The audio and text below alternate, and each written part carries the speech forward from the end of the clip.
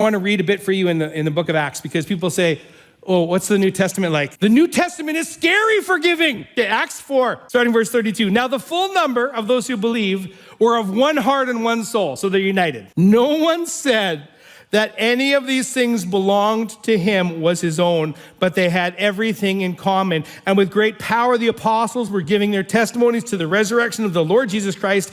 Great grace was upon them. There was not a needy person among them, for as many as were owners of lands or houses sold them and brought the proceeds of what they sold. They laid it at the feet of the apostles, and it was distributed to each as they had need. That was the pattern of the New Testament. No one claimed they owned anything. Here's how that applies now.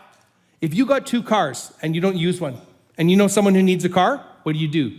You pray and you ask God, who needs that car, and you give it away. It means if you have extra clothes, give it to people who don't have clothes. If you have extra money, share it, okay?